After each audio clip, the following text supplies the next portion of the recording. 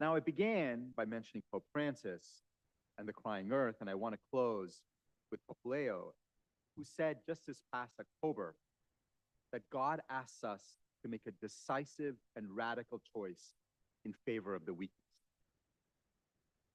That frame, I think, has made an enormous difference in every public health crisis that I've been a part of. Because when you focus on the weak, when you make a decisive and radical choice in favor of the weak, you actually bring everyone else along. We have the knowledge on how to address the health sector.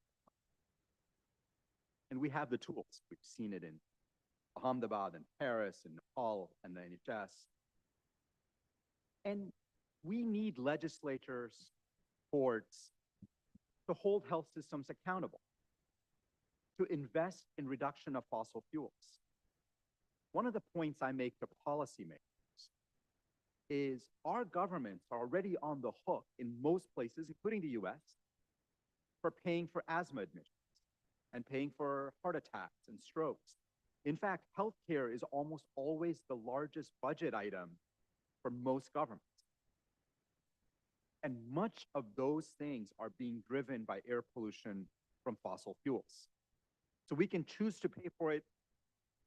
We can choose to pay for a transition out of fossil fuels, or we can choose to pay for the consequences of fossil fuels through more asthma and heart attack and strokes. In my mind, what we need now is will, grounded in science, where there is plenty of science. There's always an opportunity to do more science, but we have very clear science. But what we need is will, grounded in science, guided by our moral compass, to build both healthcare delivery systems and public health systems that are resilient to what is coming, what is already here, and really worthy of those who we serve. Thank you very much.